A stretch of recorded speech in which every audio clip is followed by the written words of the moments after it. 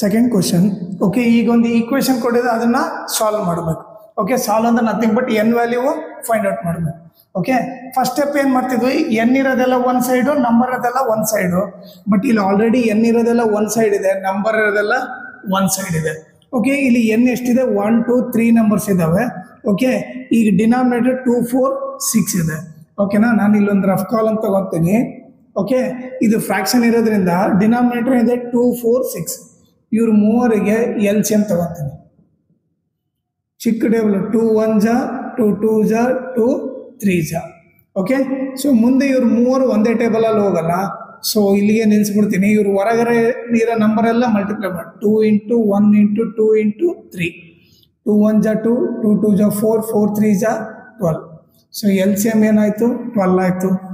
ಒಂದು ದೊಡ್ಡ ಲೈನ್ ಹಾಕಿ 12 ಅಂತ ಬರೆಯೋದು. ಓಕೆ, ಈಗ ಫಸ್ಟ್ ನಂಬರ್ ತಗೊಳ್ರಿ, ಅದನ್ನ LCM ಇಂದ ಮಲ್ಟಿಪ್ಲೈ ಮಾಡ್ರಿ. 2 1 ಜಾ 2 6 ಜಾ 6 × n 6n ಆಯಿತು. ಮೈನಸ್ ಸೆಕೆಂಡ್ ನಂಬರ್ ತಗೊಳ್ರಿ, ಅದನ್ನ ಕೂಡ LCM ಇಂದ ಮಲ್ಟಿಪ್ಲೈ ಮಾಡ್ರಿ. 4 1 ಜಾ 4 3 ಜಾ 3 3 ಜಾ 9 9n ಆಯಿತು.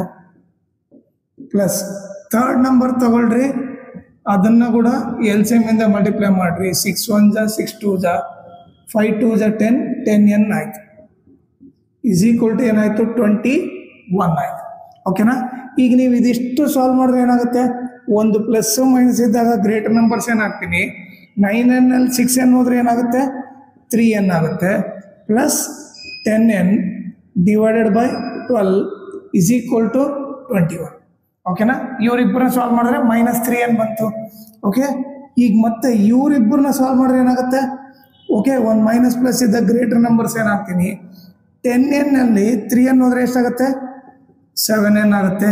By 12 is equal to 21. ಓಕೆನಾ, ಈಗ 7n ಡಿವೈಡರ್ ಆ ಕಡೆ ಹೋದ್ರೆ ಏನಾಗುತ್ತೆ, ಇಂಟು ಆಗುತ್ತೆ. ಓಕೆ, ನೆಕ್ಸ್ಟ್ ಸ್ಟೆಪ್ಪಲ್ಲಿ ಏನಾಗುತ್ತೆ, n is equal to 21 × 12. Okay, ಇಲ್ಲಿ ಇಂಟು ಇದೆ ತಾನೆ, ಆ ಕಡೆ ಹೋದ್ರೆ ಏನಾಗುತ್ತೆ, ಡಿವೈಡ್ ಆಗುತ್ತೆ. ಓಕೆ, 7 ಇಲ್ಲಿ ಇಂಟು ಇದೆ, ಆ ಕಡೆ ಹೋದ್ರೆ ಡಿವೈಡ್ ಆಯಿತು. ಇಲ್ಲಿ ನೀವು ಕ್ಯಾನ್ಸಲ್ ಮಾಡಿದ್ರೆ 7 1 ಜಾ 7 3 ಜಾ n ಈಸ್ ಈಕ್ವಲ್ ಟು 12 3 ಜಾ ಎಷ್ಟು, 36. ಸೊ n ವ್ಯಾಲ್ಯೂ ಏನು, 36.